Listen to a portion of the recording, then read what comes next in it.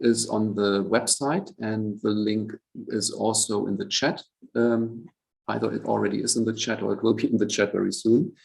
And we will start with the expo today at 12 o'clock. Yeah, so please attend. And to check who of you will attend, let's run another poll to see who of you is interested in joining the expo at 12 o'clock today.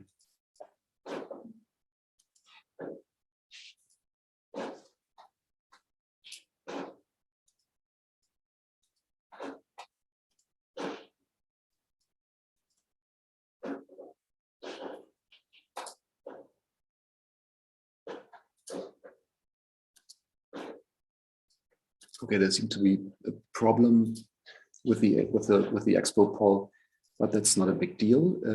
Let's quickly go to the housekeeping items. Yeah, so this is a Zoom webinar. That means that only the panelists who are registered in the Zoom setup here are visible and audible. Yeah, so no one else can use their cameras or microphones. If you want to ask questions, then please use the Q&A tool. Yeah, there's a button Q&A in the Zoom menu bar. Please use that to ask questions, to look at questions already responded. So colleagues here in the room will monitor the Q&A chat or the Q&A tool, and in the chat you will find some general comments and information, and you can also feel free to post information that you would like to share in the chat. If you want to tweet about the event, please use the hashtag MetaForum2021. So as mentioned, throughout the conference, we are trying to run a few polls. And the feedback that you provide is highly appreciated in these polls. Yeah, and answers are, of course, collected anonymously. When leaving the conference, you will be automatically redirected to a survey. Please leave your comments in the survey that you will see when leaving the event in Zoom. And again, the Project Expo will run today at 12 o'clock. And as mentioned, almost 40 projects are present, and feel free to talk to the colleagues in GatherTown. It's a very nifty little tool. If you don't know it, it's like a 2D computer game mostly, where you walk with your little avatar through a virtual room, and then once you approach a booth, then video will pop up, a video feed with the respective colleagues. Okay, the sessions, just very briefly. So we are now in the opening session. After the coffee break, we will have a session on the ELG pilot projects, and then followed at 12 o'clock by the virtual Project Expo. Tomorrow we have a session on European language technology industry and a number of language-centric AI projects in Europe in the second part. And we always have morning sessions only at virtual MetaForum conferences, and there is no difference this year.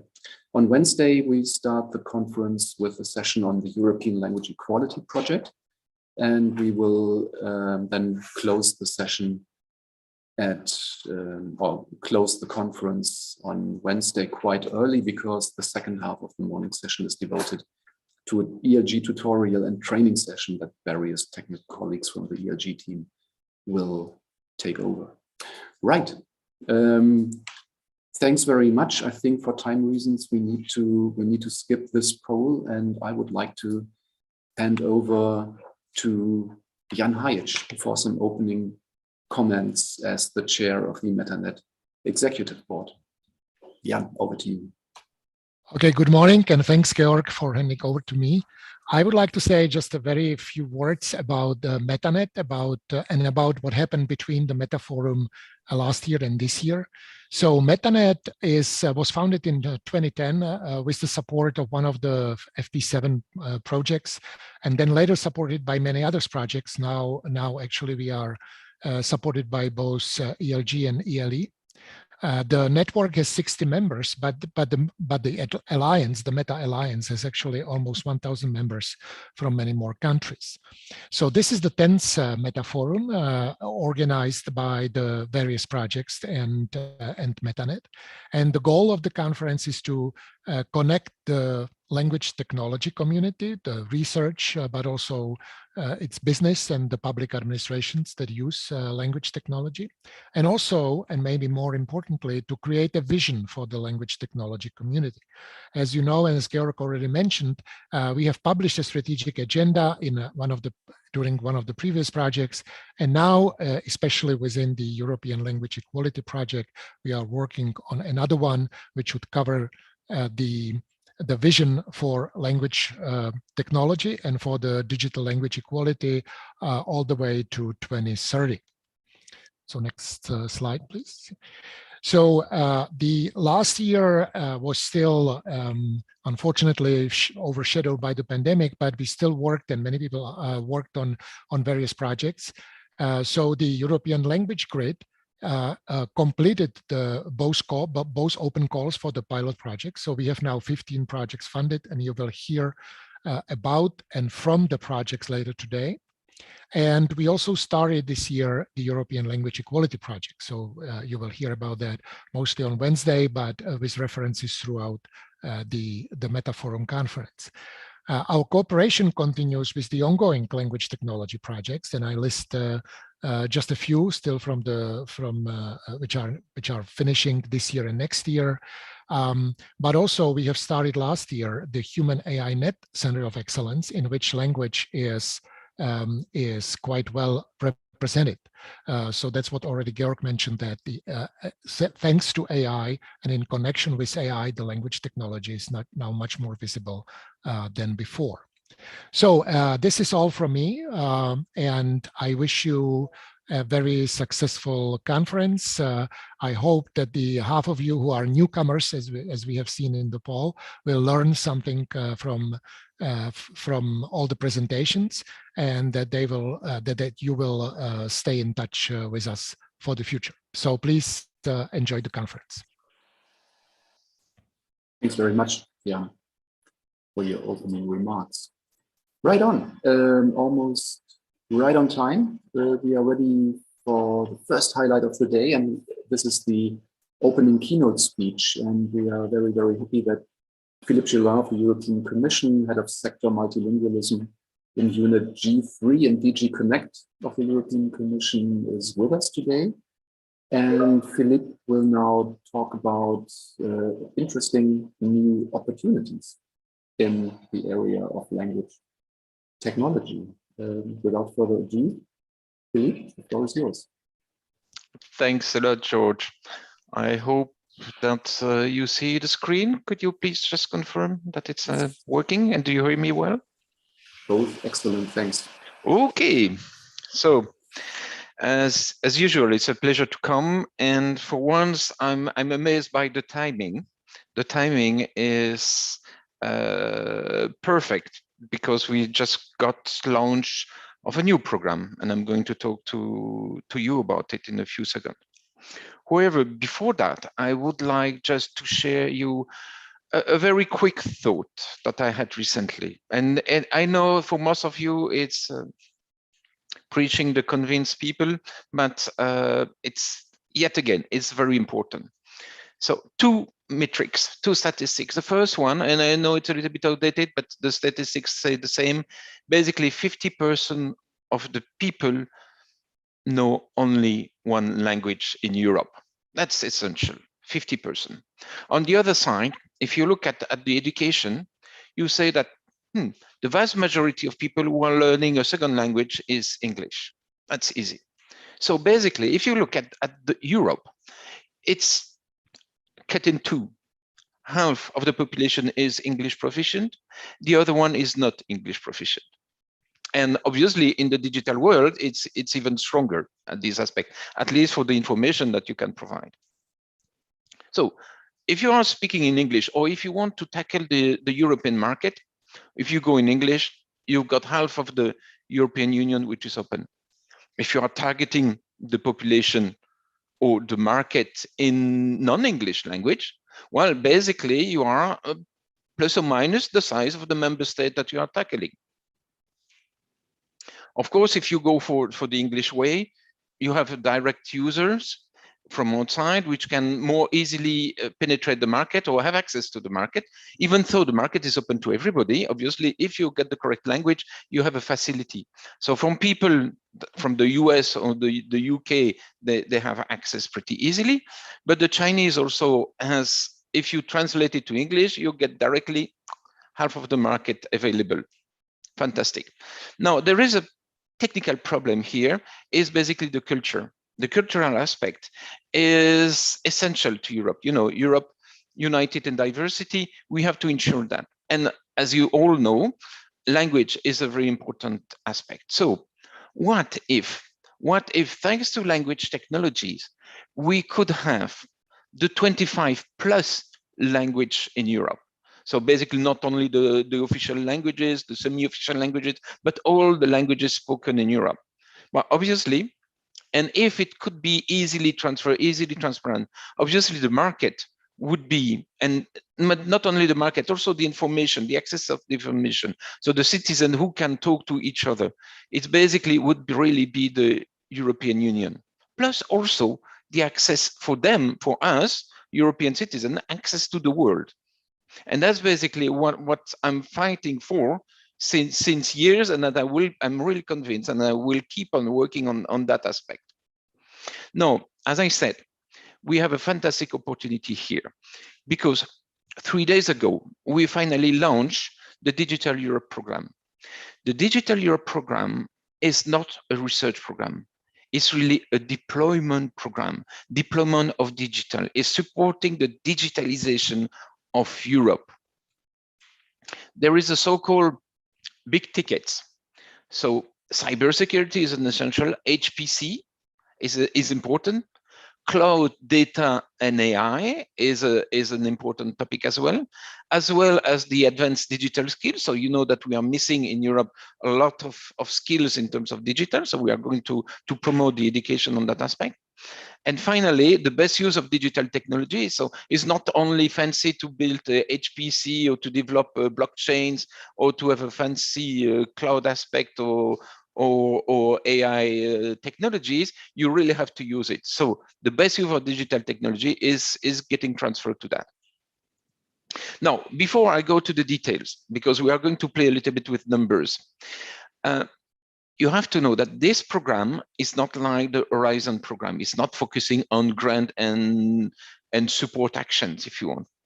It's really targeting the industry, and we have different tools for financial. Okay, so it's a warning problem. Warning remark. If you want to be interested, you have to know that you are playing with different type of financing scheme. You have the grant for procurement. You have the grant as usual. You have also procurement as usual, but you also have some more specificity contract or funding system like the grant for procurement. So it's an association with the member state where we grant the member state and the member state will do procurement. Or you also have dedicated support to the SMEs where you really have grant focusing for the SMEs. Okay, have to be kept in mind when you look at the different actions. So 4 days ago, we launched the Word Program 21-22. On that one, I'm missing one slide, but that's okay. We've got basically, we are opening 1.8 billion euro for the next 2 years, and understanding that 2021 is counting as 1 year. So let's assume it's 1 year plus 2 months. Okay, and I try to go through all the different topics of the big tickets, if you want, and highlight in red what the community, the MetaNet community, should be interested in or should have a look at.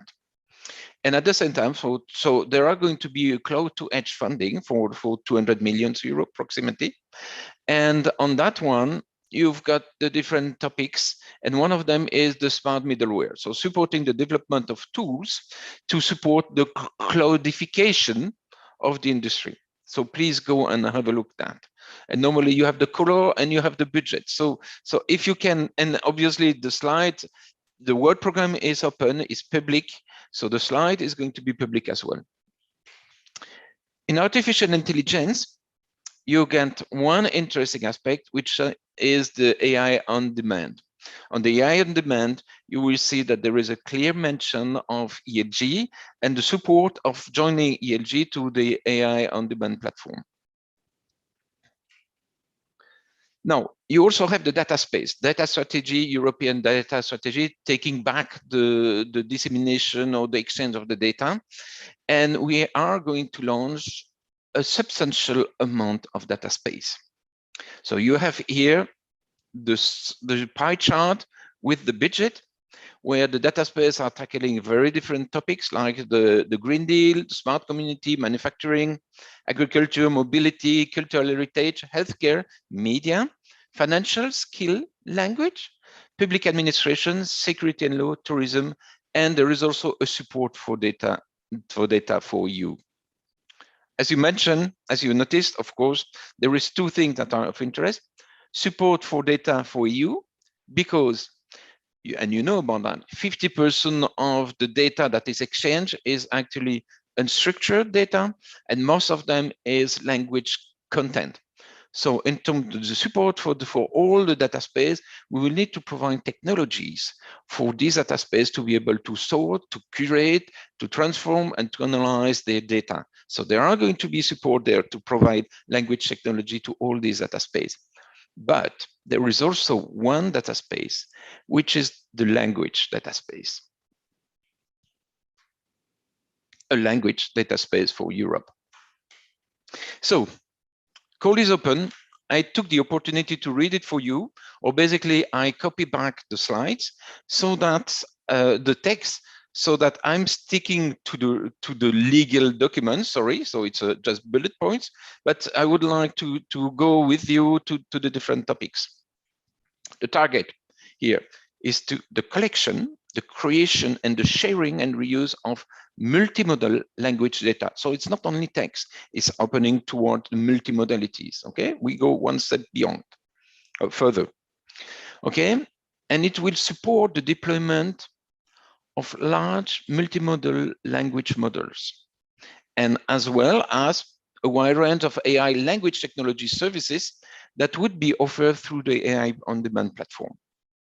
So this is going to be organized in two strands. First time, we are going to establish an institutional center of excellence for language technology. The acronym is CELT. And second time, not in terms of timing, it's a strand. Okay, we are going to work on the deployment of this language data space. On the first hand, as I said, establish the CELT. And the focus here is really to coordinate across the member states the creation of the collection of the multimodal data and models. Okay, this will make use of all the existing EU initiatives. We've got ELRC, and it's a such as, okay? ELRC, Euremis, Git repository, all these words that you have sound a lot are going to come together. And obviously, as you mentioned, the MetaShare is there because it has been working on for, we expect the community to contribute to this exercise as well as Clarin. So it's really a call for everybody to go together and to support the creation of this language data space. Okay, in detail, so we have to establish the data and service governance scheme with the agreement of the member state, and to bring together, and it's very important, large industrial entities, public stakeholders, and SMEs stakeholders as well. So all the industrial, if you want, key players in the market, okay, all together to identify and bring together the existing stakeholders and initiatives to build the language data ecosystems. I know that there is a lot of buzzword, okay? But concretely, it's really to make them working together, but also to identify the model, the large language models that are needed to be deployed. Identify the data sets and the data streams when that are need to be upfront and to be put into conformity, and also to create the detailed roadmap of how to deploy this language data space. Okay. The difference between dataset and data streams: datasets are physically instantiated, closed block. Well, it's a database basically. Data stream is a continuation of flow, of data flow. When we are talking about speech, we therefore think directly on in terms of media. Okay, media are providing a continuous flow of data, and we need to get them into account. The second trend is really the deployment. So we need to establish the infrastructure, the data and service governance, and then we really have to support. That's one of the mandate of the language data space, to support the uptake of the language technologies into the private and public sectors, and this will also be supported through the piloting and deployment projects.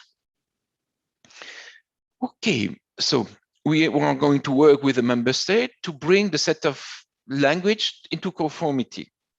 Now, obviously, the budget is limited, so we can synchronize, we can support, we can collaborate, but we will not have the resources to identify, most probably, yes, but not to make this data set, to bring them into conformity.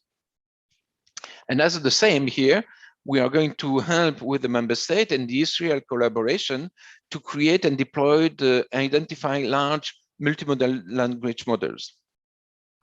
And we are keeping on, because it's obvious as well, to build and to deploy the advanced AI-based language processing services and tools that are needed for this language data space to run. And we will support it to not only to deploy them, but also to make them available through the AI on demand platform. Okay, so this is an old slide that are floating around since a year or even 2 years. It was called draft, and I removed the draft. So basically, the idea here with this language data space is truly being able to provide modeling, but also so that data analytics and sentiment analysis, or all the different analysis, basically business intelligence, could be supported, as well as the multilinguality. So it's always a twofold: multilinguality on this fact, but also going as state of the art in all the different languages. Twofold. Okay. So, and the target, as I said from the beginning, is to try to lower the famous language barriers. And that's okay. I know it's something that you have learned and that you are also working towards it, but I hope that this endeavor is going to bring an additional stone to the direction, to the building that we will have towards that vision. Now, to take it a little bit broader, and that's a little bit challenging for me here. If we have Horizon has been launched for the research aspect. You have the digital program that has been launched 2 days ago, and you have the supporting action from the parliament, which is ELE.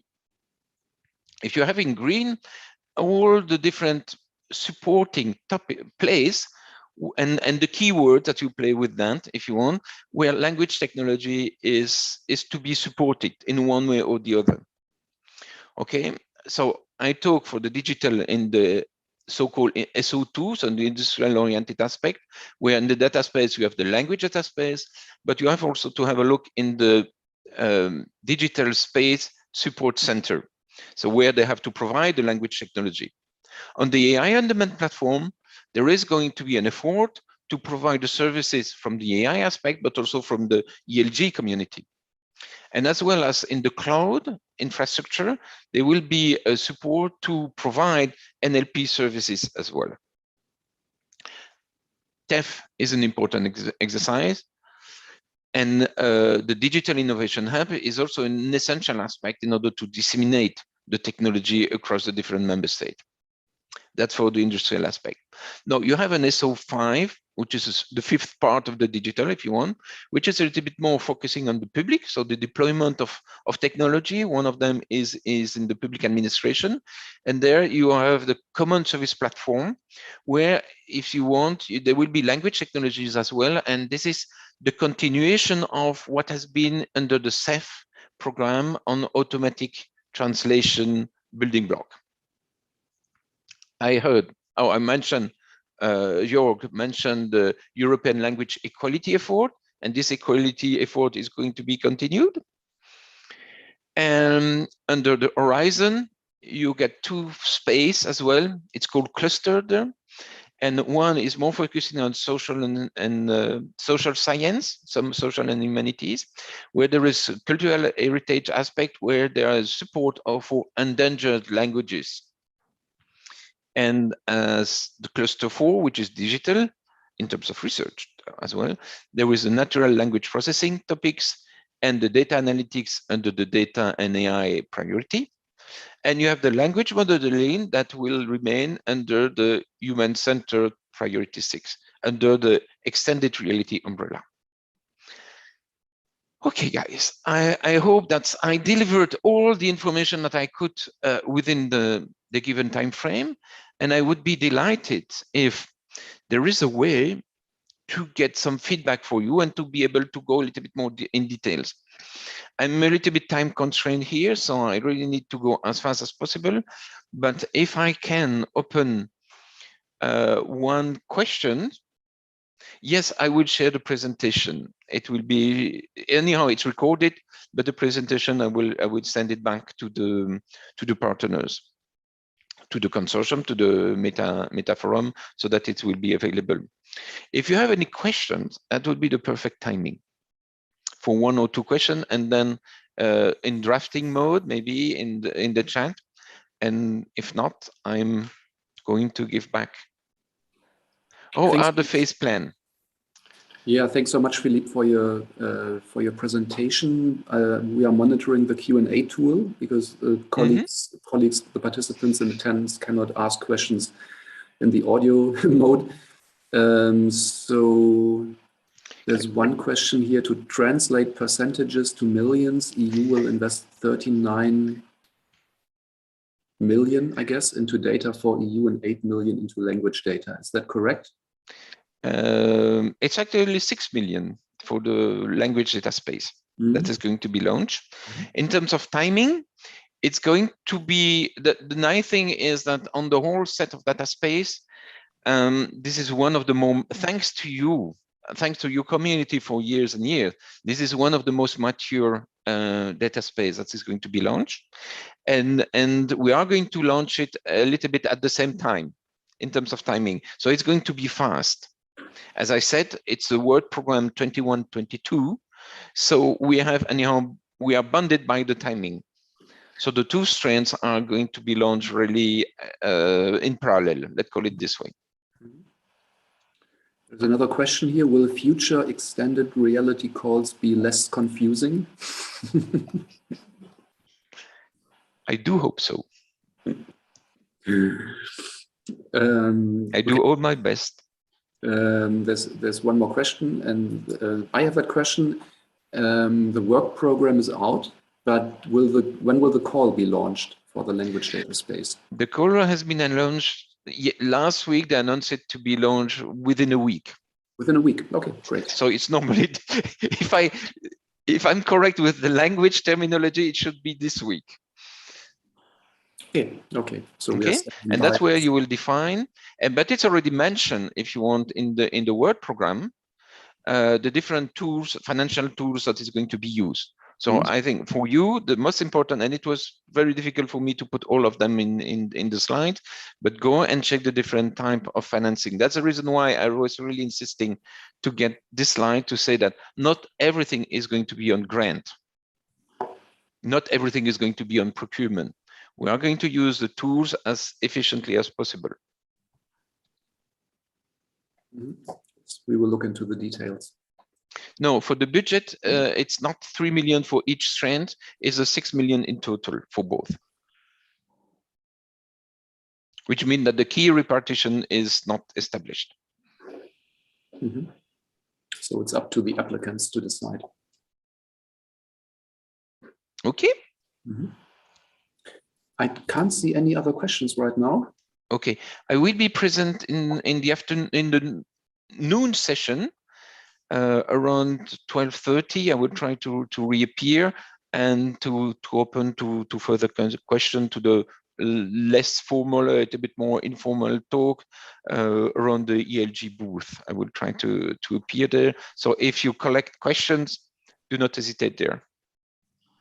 Great, thanks so much. I understand you have to go very soon, so exactly. Thanks again for making time, Philippe, and for this presentation. So many opportunities, and we look forward to fulfilling them. It is an opportunity to jump into them. Great. Thanks so much. See you at 12 in the booth. Thank you, Philippe. It's been a pleasure.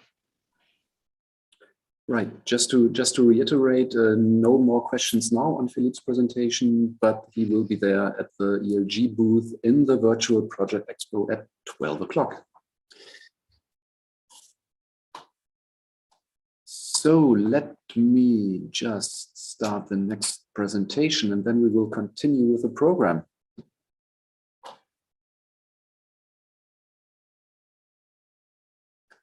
And it looks like this.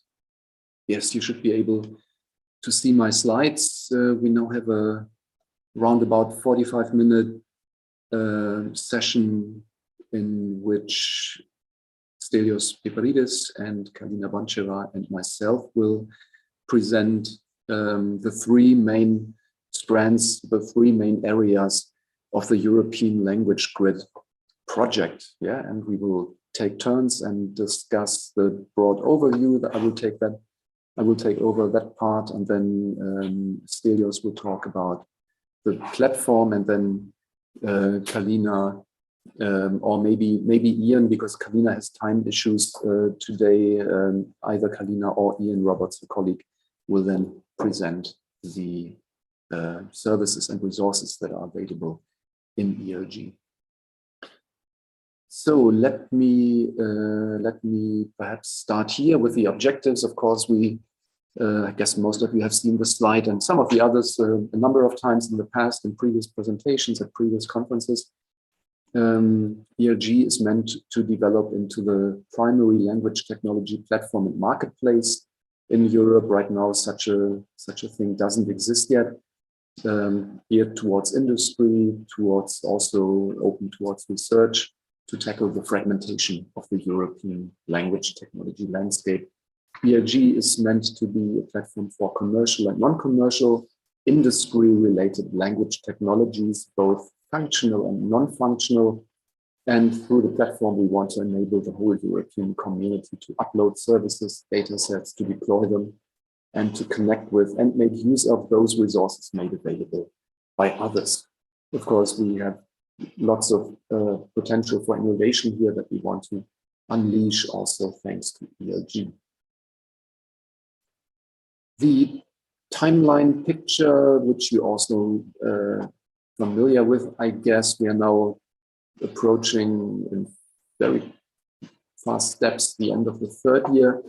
This is now the third ELG conference. We have the final release of the services and tools coming up, the final release of the data sets coming up, and the final release of the platform coming up early next year. Because we extended the project due to COVID by half a year. The project will finish up together with the ELE project in June 2021. Hopefully, once again, with the joint Meta Forum in person. Right now, it doesn't look likely, but we can dream, right? Maybe it works out. The technical architecture of the ELG platform is shown on this slide. It's a typical three-tier architecture. So we have a base infrastructure which runs in the data center of a Berlin-based cloud provider. On top of that sits kind of a middleware platform backend with a number of components, especially an LT service execution orchestrator that runs all the different language technologies that sit in the platform, almost 500 by now, and various means of accessing all these different services and also the resources. This is as technical as it gets in my part of the presentation, and then the two colleagues will later on go into some details. So what's the current state of play in ELG? We have about 450 functional services and tools available at your fingertips, ready to be used.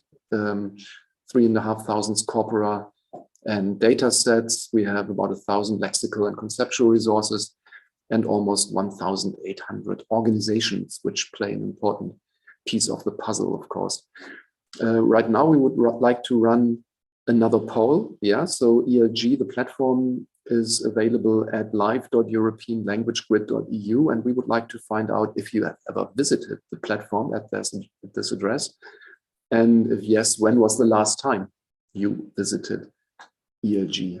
And the poll is open, and we are waiting for your responses.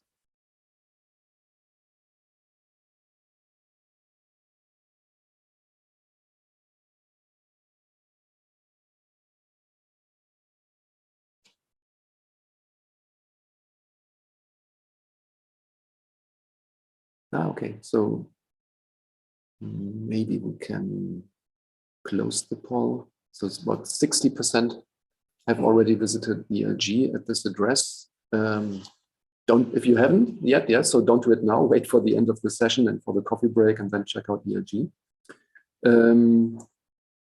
And also recently, yeah, so not too long ago, you visited ELG, which is great. So, and as mentioned, the other two colleagues, Stelios and Ian, later on will talk about some more details regarding the actual platform, functionality of the platform, and what is available in the platform. So right now, I typically show a succession of demos here, and I now decided to put them all on one slide for the sake of time. Couple of things that you can see here, top left corner, you can browse the ELG catalog by clicking the big search and explore button. You have faceted search there. You can, top right corner, you can download resources which are available in ELG. Yeah, so this is a download, top right, download of a data set that is available in ELG.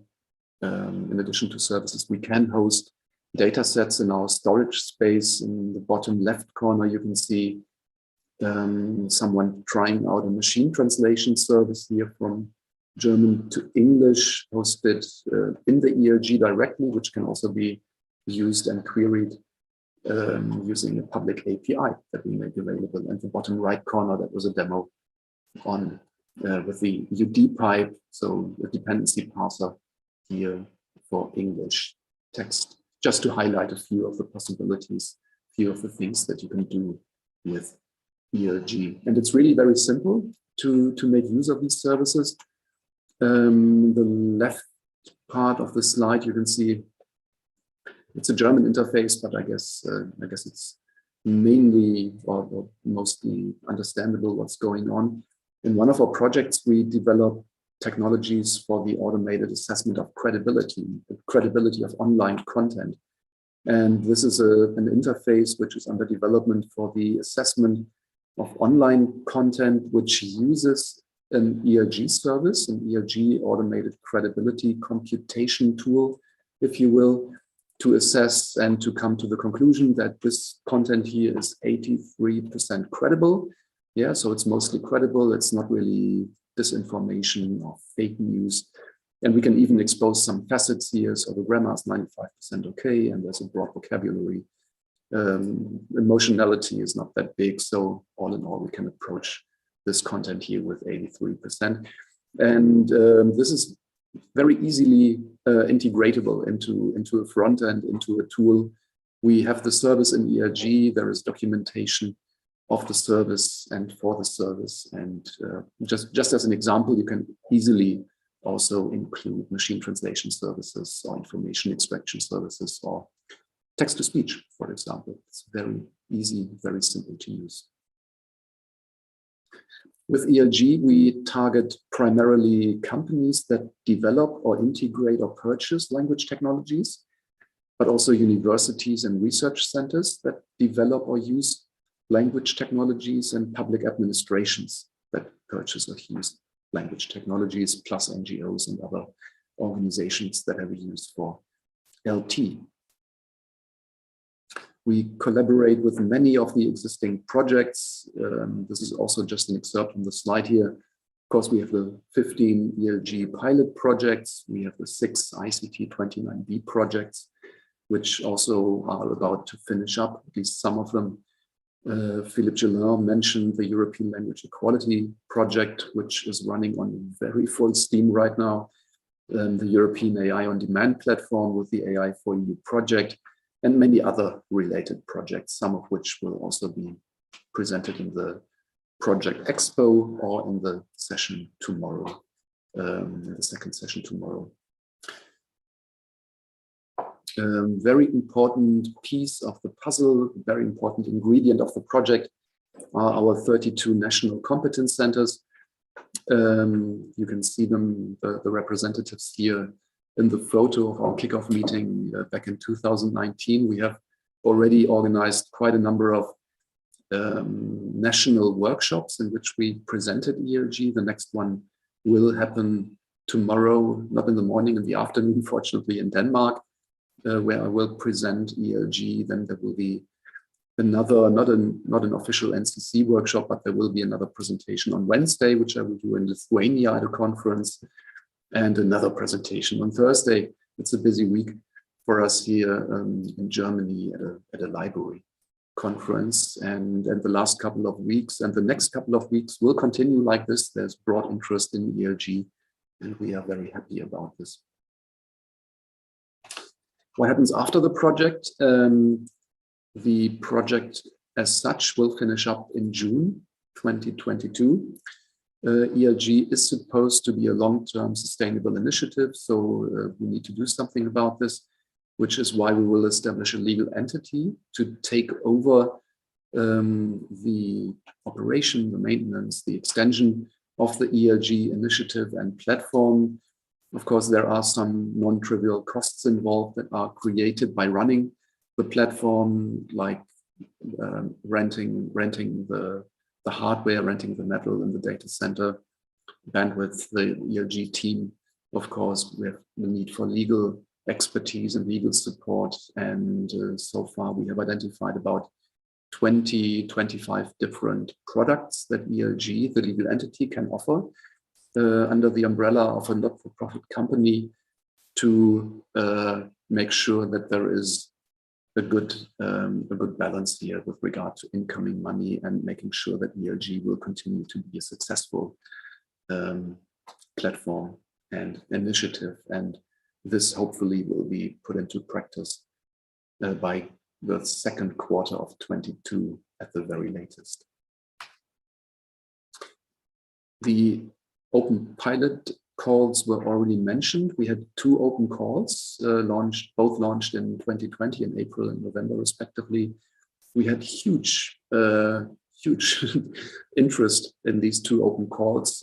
First one, 110 project proposals that we evaluated with 3 experts each, and in the second one, 106 project proposals that we evaluated, which was a huge logistical operation. In the end, we managed to fund 10 plus 5 projects, and these are the 10 plus 5 projects, 10 in the first call, 5 in the second call.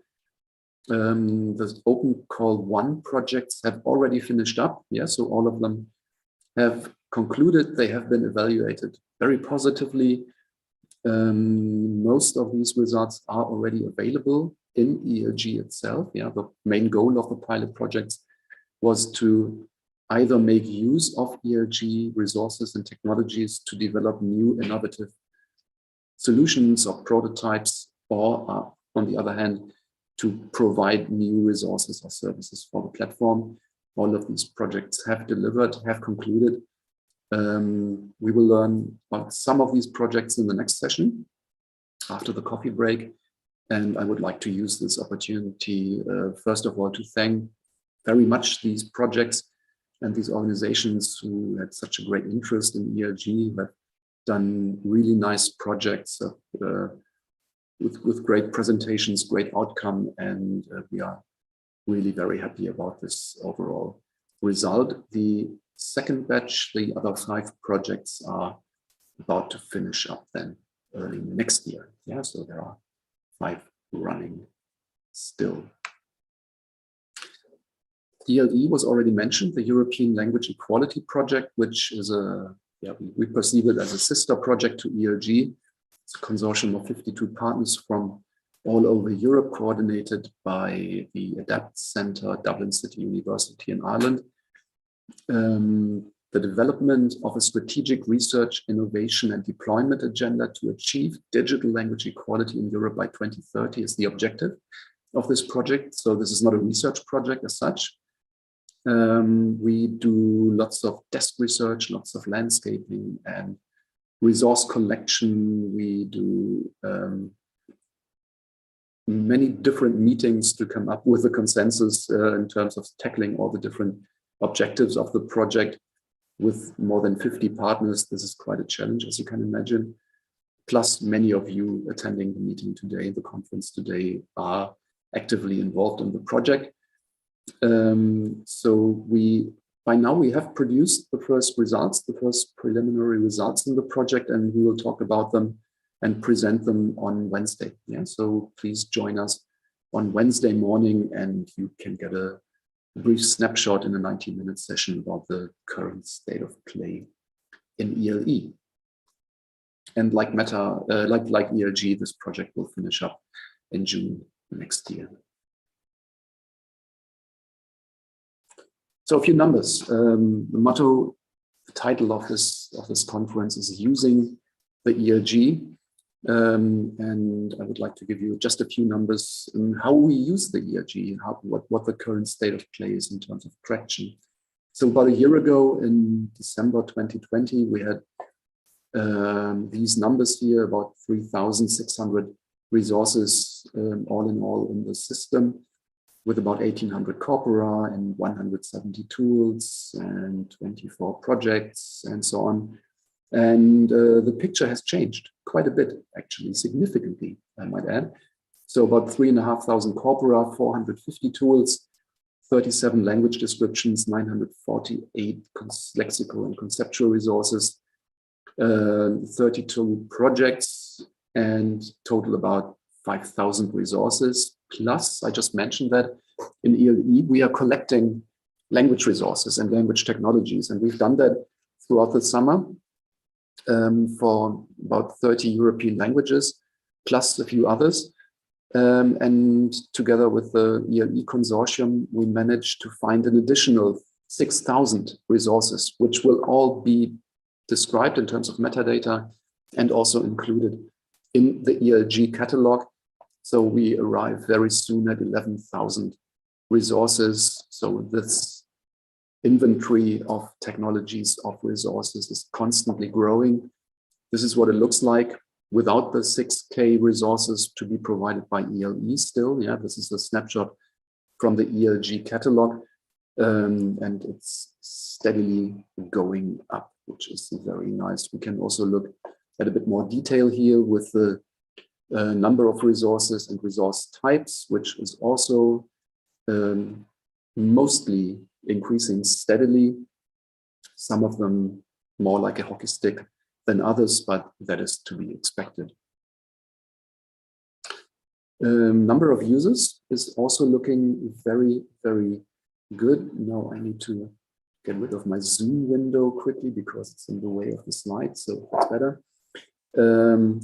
Number of users of the current system, we have about 400 consumers who use ELG and more than 200 provider accounts. And these numbers are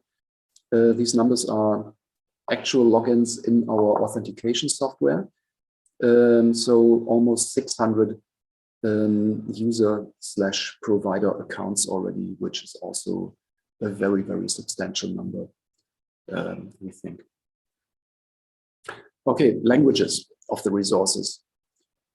Yeah, let's talk about language equality. It's not really a given right now.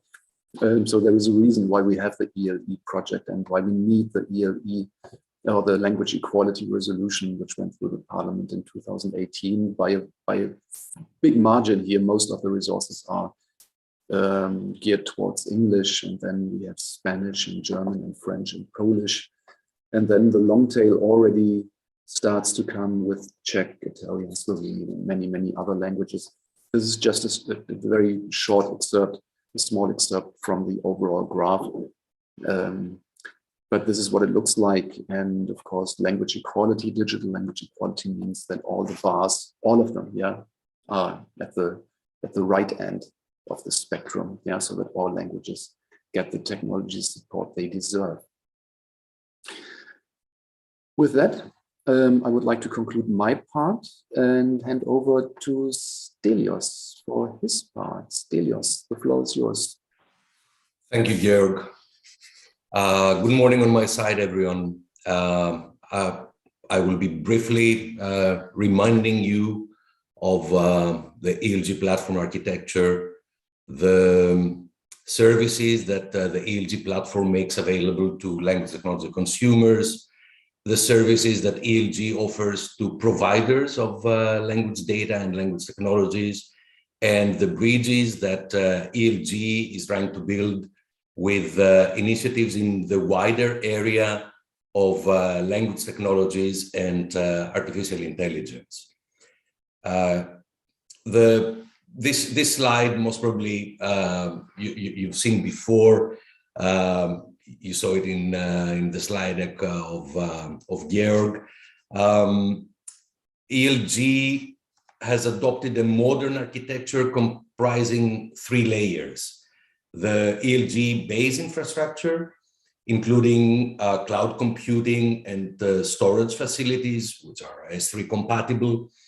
The platform backend, including all repository and catalog related functionalities, as well as all the functionalities related to the execution of language technology services. And the platform front end, which you see on the upper layer, exposing the platform's user interfaces for language technology providers, for language technology consumers, as well as for the experts that are validating both the data sets that are hosted at ELG and the services that are made available through ELG, and of course, interfaces for the ELG platform administrators. All layers are built using robust, scalable, reliable, and widely used technologies. All software components of ELG, backend and front-end components, as well as language technology services, are packaged as Docker containers, orchestrated by Kubernetes, which automates the allocation of hardware, monitors services, and traffic. It scales services up or down according to their load, and it ensures the redundancy and uptime of services. The overall architecture and the data models that have been employed have been designed in such a way so that they can provide the foundations for bringing data and services together and creating spaces of as interoperable as possible language data and language processing services. If we can move to the next slide, Georg. So using the implementation of this architecture, ELG consumers can search and browse the ELG catalog for different types of language processing services, language data, language models, and so on and so forth. Searching can be performed using either intelligent search, using keywords, or advanced search using facets. The facets that we currently implement include resource types, languages, service functions, the intended application for which data and services have been built, the terms and conditions of use cast in terms of basic access categories, as well as the respective actual licensing information, the license document, let's say. And last but not least, related entities like projects or organizations that are involved in the provision of the data or the services. ELG users and consumers can download the resources while they can also view the number of times a specific resource has been downloaded or the description of a specific resource has been viewed. In addition, if they wish so, they can now export the metadata records of interest to them. And last but not least, users can get an idea of what is forthcoming in terms of data and services through appropriately tagged descriptions of data sets or services that are work in progress. And this is the actual tag that you will see in the ELG catalog in the front end when you browse, let's say, for particular data sets or services. If we can move to the next slide, Georg. Consumers of ELG language processing services can try out and test language services, or they can call them from the command line and integrate them in their own workflows if they so wish. These ways of using ELG's language services are supported by common public REST APIs that have been specified for 5 big classes of language technology applications, and these include machine translation, multilingual processing in general, information extraction, various types and flavors of information extraction services, text classification, speech recognition, and speech synthesis. Additional APIs, like, for instance, keyword spotting in audio data, as will be mentioned later on by Ian or Kalina, have been made available in the latest release that is available. This is release 2.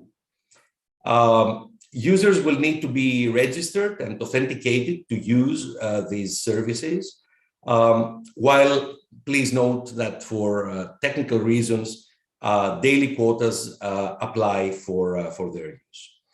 Last but not least, ELG consumers can also use a Python-based API for accessing the ELG catalog, searching and directly fetching data sets to feed them, for instance, into their model training pipeline, or for running ELG language technology services, or combining them in a pipeline, and so on and so forth. If we turn to the language data and service providers, which are the cornerstone of ELG, because I mean it is the data and services that they provide that populate, give the flesh and bones to ELG. Providers can register and upload language data and language services or other resources, like, for instance, descriptions of their organizations or the projects they are involved in, following a few steps. As soon as they have registered and have been authenticated, ELG providers can provide descriptions of organizations or projects, as I said, and of course, most importantly, of their language data sets, models, or services, be they hosted at the ELG own infrastructure or accessible remotely. Formal descriptions of all ELG assets should follow the ELG metadata schema, which builds upon the MetaShare metadata model. MetaShare has been mentioned by Philippe in his keynote talk. But not only let's say the generic MetaShare metadata model, but almost all of its application profiles, and there have been many application profiles of the MetaShare metadata model, starting from ELRC share, the open-minded share, now down to the ELG share. Now, this schema is used for the description and linking of all entities in ELG, and it is the backbone of the ELG catalog. We hope it is quite flexible, at least this is what it has proved so far. It complies with the FAIR principles, and it ensures interoperability with other metadata schemas and vocabularies. Now, if we move to the next slide, LT providers can create new items using these schemas. Essentially, these new items are new records in the ELG catalog, in the ELG database. And these new records can be created either by uploading a schema, an ELG schema compliant XML, or by using what we believe is an intelligent, interactive metadata editor that implements the schema. If we move to the next slide, Georg, in release 2, ELG providers are also offered their own user dashboard, where they can view their own items, their own resources of different types, including their status according to the ELG publication lifecycle. Now, this lifecycle essentially depicts the status and evolution of the metadata record of a resource and the respective data set, the evolution of the respective data set or service, and includes 5 main stages. Draft, which is the initial, let's say, creation of a metadata record, the initiation of the record, syntactically valid, submitted for publication, validation. This is the status during which the ELG validators check the conformity of the data set and its description and the service, let's say, conformity and description. And last status is the status of published. Release 2 features an improved dashboard through which users can upload and manage. By manage, I mean replace, delete files, etc. They can also copy metadata records and create new versions. Versioning is an important issue in ELG. Upon search, you will resolve to the latest version of a service or a data set, while on the landing page of the specific data set or service, you will be able to see all previous related versions of the same asset. And in the next slide, just a few details on service provision. For providers of LT services, again, they need to be registered and authenticated. LT providers need to provide a Docker image containing their language technology tool or service and all required dependencies. Docker images have to be uploaded to a Docker registry. There are 3 different, we're quite liberal here, there are 3 different options for the provision of LT tools. LT tools may be packaged in one image, in which case one Docker image is created that contains the application that exposes the ELG compatible endpoint. But LT tools and services may also be running remotely outside the ELG infrastructure. For these tools, one proxy image is created that exposes one or more ELG compatible endpoints. There is also a case where LT tools require an adapter, and these are the tools that already offer an application that exposes an endpoint that is non-compatible to ELG. In such a case, a second adapter image should be created that exposes an ELG compatible endpoint, and it is this one that in turn acts as proxy to the container that hosts the actual LT service. So there are 3 different ways in which LT services can be packaged as a Docker image and provided to ELG. Now,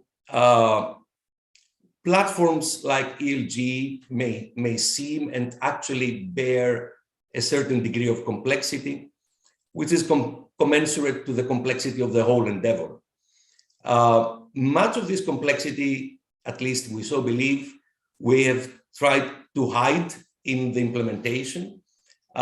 We've tried to reduce this complexity for both providers and consumers. Still, For anything you may need, you can always consult the detailed online documentation where you will find examples and hopefully detailed technical guidance, recommendations on how to split metadata records, on how to package data sets, as well as details on what is required, let's say, to integrate language technology processing services in the ELG platform.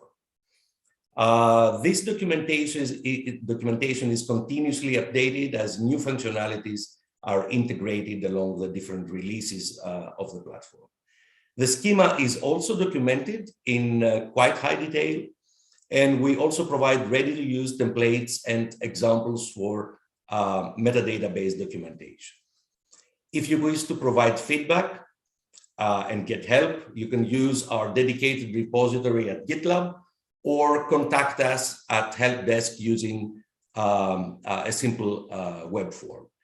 On Wednesday, the last day of this Meta Forum, we're organizing a training session, an ELG tutorial on how to use the ELG services. So more details there, and please make sure you attend to get even more, let's say, familiar with the ways ELG is operating.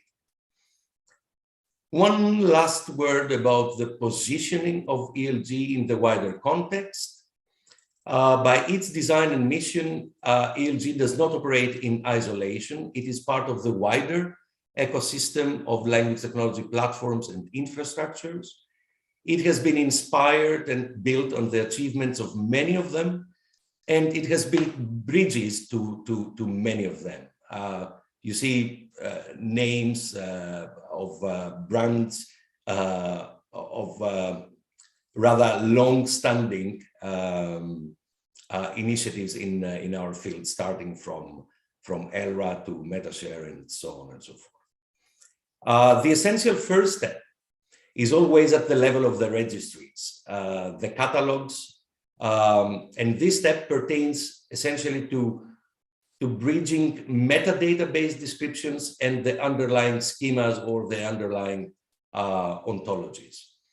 The first, say, formal bridges that have been built are between ELG and ELRC Share and the Lindat Clarin. ELRC Share, for those who may not know, is the repository platform of the European Language Resource Coordination Initiative of the European Commission, while Lindat Clarin is one of the nodes and centers of the Clarin research infrastructure. Both repositories are now automatically harvested by ELG once a week, based on open protocols, namely the OAI PMH protocol, the Open Archives Initiative protocol for metadata harvesting, while of course respecting the specific policies of the harvested repositories. I mean, both the policies of ELRC Share and the policies of Lindat Clarin. Benefiting from the technological affinity with Lindat Clarin, we recently started harvesting 2 more Clarin nodes. These are the nodes of Clarin in Slovenia and Poland. So the Slovenian and Polish Clarin nodes are also harvested at regular intervals. Recently, we also started obtaining metadata from bigger repositories like Hugging Face and Zenodo. Zenodo is a more generic repository, and it has proved to be a rather difficult nut to crack. I mean, for automatically obtaining metadata from Zenodo. So for both Hugging Face and Zenodo, we're using a mixture of techniques, essentially benefiting from a combination of API calls and OAI PMH. I have left last the big collaborative enterprise of language experts, as this has unfolded in the framework of the European Language Equality Project that Jan and Philippe and Georg have already mentioned. This collaborative effort has used a small subset of the ELG data model just to ensure interoperability, and has already identified, as Georg said, more than 6,000 data sets and services, which will land in ELG in the next few months, most probably in the next month or so. But this is what is coming in the future. Now let's see what ELG offers today in terms of language data sets and services. So over to Sheffield and most probably EM. Thanks a lot. Thanks so much, Stelios. Ian, over to you. Thank you, Georg. Yes, so I say, my name is Ian Roberts from the University of Sheffield. For Gelin, a bunch of her couldn't make it to this session because she's had to rearrange her schedule at short notice due to a COVID infection in the family. So I will talk through the current state of play and future plans for the services and language resources that are in ELG. So in the first release of ELG back in April of last year, we kind of defined and finalized APIs to cover the major classes of the different types of services that we envisaged at the time. So speech recognition, information extraction, text analytics, machine translation, and text-to-speech were the kind of 4 categories we had in mind at the time. And the initial release concentrated on a subset of the EU languages that were essentially the native languages of the ELG consortium members. So at that stage, we had about 9 speech recognition services, about 150 distinct services for IE and text analytics, 24 machine translation language pairs, and a couple of text-to-speech services. So then on top of that, for the second release, early 2021, we added support for more EU languages and related languages, so some official EU languages and some kind of associated languages, things like Basque and Catalan and other minority languages and important languages for trade partners and so on. So that added further 8 speech recognition services, about another 300 IE text analytics, another 24 language pairs, another 17 text-to-speech services. And then we also added some additional APIs for new types of services we hadn't previously considered. So the example, the image that you can see in the bottom right corner there is one of our project partners who introduced a kind of keyword spotting service in audio data. So this is essentially information extraction over audio rather than information extraction from text. So just kind of an audio stream with annotations on particular time slices. And then the third release, which will be coming in early 2022, will add support for more languages beyond the EU, and so that would add probably another sort of 13 to 15 speech recognition, another 150 plus information extraction, another 9 MT language pairs, and again we're also looking at extending this to completely new types of services which we hadn't previously considered. We've already designed an API for OCR services, for example, for essentially image to text. So that's just essentially the services from the members of the ELG consortium, but obviously the services that are actually listed in the live platform go well beyond that now.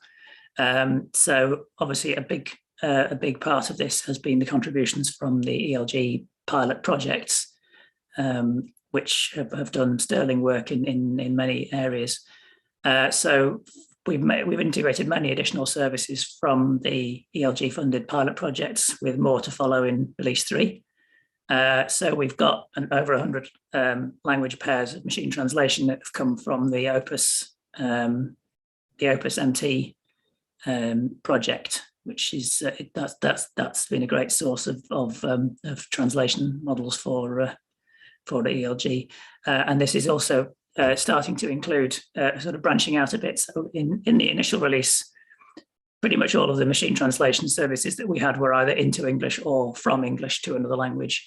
Now, with all the contributions from Opus, we're starting to see, from both Opus and from Linksoft, which is another of the projects, we're starting to see many more models that don't pivot through English. So we've got language pairs like German to Croatian and Finnish to Sami and things like that. But also we're starting to see multilingual models now, which can take input in a mixture of languages. So you can see an example here. I've got a single service endpoint that can accept a mixture of sentences in English and German and translate them all into Dutch. So that's a nice kind of feature that we've picked up from the Opus MT services. Other things we've got clinical, so to the specific domain named entity recognition in 5 languages from E3C, and we've gained 37 services from the Linksoft project, which is a mixture of machine translation, speech recognition, and information extraction. Services for the Basque language from the El Huya project. A terminology extraction service from text from a project called Text to TCS. So that's quite an interesting one because that takes a body of text and tries to find the significant terminology and returns that as both a TBX file and as a kind of rendered graphical representation of the terminology structure. We've got various sort of text classification services from Evolita. So you can, as you see, that this is branching out well beyond the initial basic set of speech recognition, machine translation, and information extraction services that we've kind of first envisaged, which I think was a big part of why we wanted to fund these pilot projects in the first place, to really kind of suggest things we wouldn't have thought of ourselves. And there'll be more on some of these pilot projects in the next session after the coffee break, as well as, so obviously everything I've spoken about so far is things which are either being developed by ELG consortium partners or has been funded by ELG money. But we are starting to see a lot of interest coming now from outside of the direct ELG ecosystem. So we've had a number of services come in from other research projects. We've got anonymization services from a project called Comprise, sentiment analysis from Embedia, again, domain-specific named entity recognition from on the archaeology domain from a project called Ariadne Plus.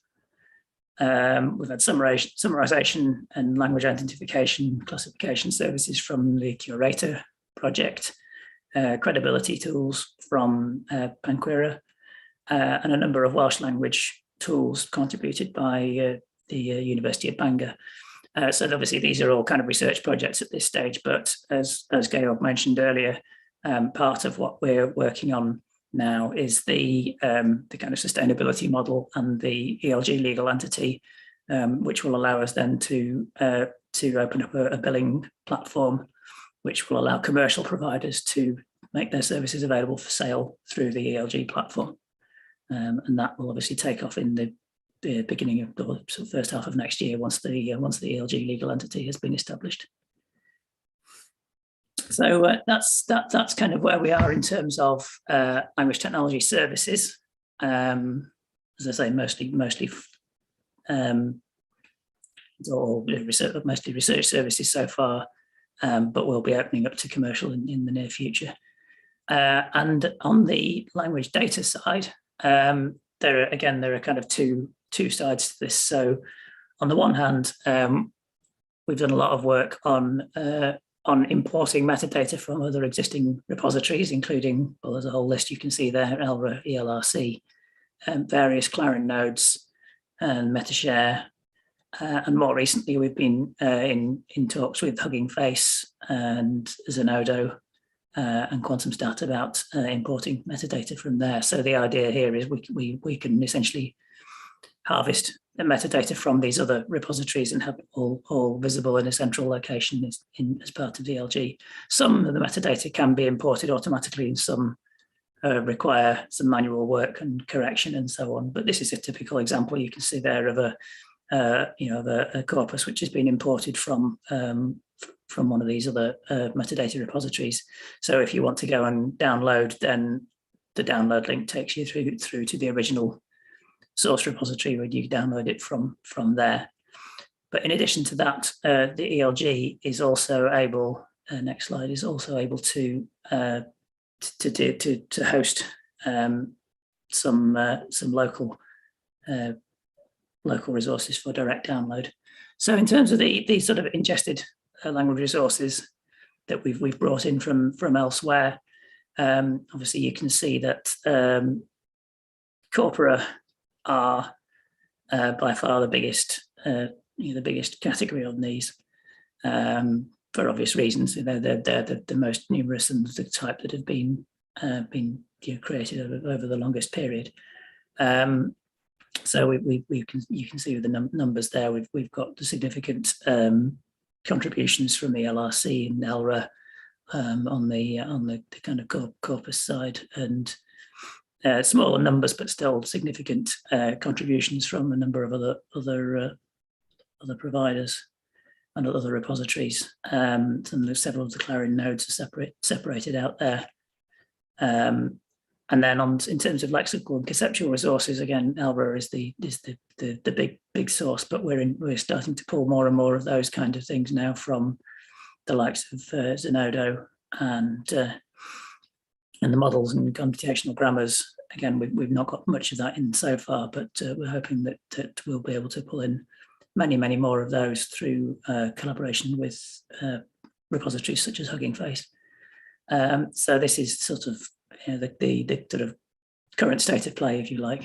And like I said, some of these are easier than others. Zenodo in particular has had quite a lot of manual work in correcting and cleaning up the metadata as it comes in. So yeah, data resources can also be hosted directly on ELG. So for example, here's a couple of examples of data resources provided by pilot projects, which have been made available they're actually hosted in the ELG storage and can be downloaded directly through the ELG portal. And then the third type of data is quite an interesting use case. One of the pilot projects where they wanted to provide language resources that you don't download the whole thing, but you can do sort of Sparkle query to query the data set. And we integrated that nicely into ELG as well. So when you go to these types of resources, you can actually use the same kind of tryout GUI that you're used to from the services. You can sort of try out queries on the resource directly through the ELG catalog page, and then if you want to actually use it properly, then the direct Sparkle endpoint is exposed through the ELG infrastructure with ELG user authentication and credentials. So that's the sort of the different types of resources that we've brought in. So the current state, obviously, different sources of metadata are of different levels of quality and complexity. Some very large and important repositories such as Zenodo and Hugging Face can be particularly complex to deal with because the metadata can be quite sparse or variable in quality. I think particularly, Hugging Face being open to anyone, including just a single researcher who's developing a one-off model. So many of the entries that are in there are basically just the model and a name with very little additional metadata. Whereas other sources can be much richer, and trying to kind of normalize all that and get into something sort of sensible, usable subset of the metadata is an ongoing task. We've got various different strategies applied to handle this. So the critical issues including duplication. So obviously you can get the same resource represented in multiple different repositories, but there's a slightly lower level duplication in the sense that you can often get many data sets that claim to be distinct data sets but actually have a lot of data in common. So to the sort of WMT or Rehm do kind of shared tasks where they will often reuse data from one year to the next. So you have each year's data set published separately, but actually a lot of the data is common across them. And then obviously data sets can be added to repositories that have already been crawled. And how do we handle these updates? How do we handle new versions of existing resources and so on? This is all work in progress to one degree or another. And there are potentially legal issues as well. So obviously this is a complex platform, and we need to monitor very carefully for GDPR compliance and so on, and licensing. I mean, the services and data sets that we've imported so far, I think we've counted over 130 different licenses between them. So we're kind of trying to work to characterize and homogenize these license conditions so that, for example, they can say, I'm only interested in data sets that are available for commercial use. I don't want the research use only ones. And these kind of facets of the licensing is something that we're also working on to improve the sort of fluidity and the usefulness of search for ELG users. So thank you. And if you have any kind of questions and specific, want to discuss any of this stuff in more detail, please come and visit us at the ELG booth in the Project Expo in the coffee break. And at this point, I will hand back to Georg for some closing remarks. Yes, thanks very much, Ian. Also, Stelios, thanks very much for your contributions and the overview. If there are questions, as Ian said, please join us in the expo at 12 o'clock, so in roughly 90 minutes. Just to finish up, one short slide. As mentioned, as explained, we want to establish ELG as the primary platform and marketplace, specifically for language technology in Europe, with an industrial spin, if you will. This is an initiative from the European LT community for the European LT community. This is not a closed club, quite the contrary, quite the opposite. We want to include everybody here. The European landscape is extremely fragmented, as we all know, and we want to provide one umbrella platform for all these different players, big and small. Just to mention one more thing, we want to also contribute to digital language equality in Europe, hopefully by 2030, maybe even earlier, with our sister project ELE, and the next steps towards the end of the project in June next year, validation of the ELG products for the legal entity. We want to attach even more data repositories, as just explained by Ian, also by Stelios, and include ELG also in relevant other infrastructures, among others Gaia-X and FDI. AI for EU was also mentioned. We want to raise awareness of LT for Europe. Of course, there will be a final Meta Forum under the umbrella of ELG next year in June, just like the final release of ELG, just like the legal entity next year. If you're interested in more, as I mentioned, the expo will run at 12 o'clock. If you want to dive deeper into ELG, there are a couple of publications. There is a book currently in production on ELG, which will hopefully be out in June next year, just like a book on ELE as well. You can also follow us on social media, especially on Twitter and LinkedIn, and we have a newsletter with more than 2,000 subscribers already, which turned out to be very popular, and we are happy about that. And also coming soon, that will take a while still, but it will come soon, is an ELG tutorial video that explains how to make resources and tools available. Before we go to the video, you can go to the tutorial session on Wednesday, 11 o'clock, 90 minutes, hands-on, roll up your sleeves, ELG, with the technical team that can explain all the nitty-gritty details, how to include services, how to include resources. With this, I would like to close this opening session. Thanks very much for your attention. We take, quick break. Let's say now that we are about 10 minutes over time, let's take a 10-minute break. We will reconvene at 10 to 11. So 10-minute break. Stretch your legs, grab a cup of coffee, and see you in 10 minutes. Thanks very much.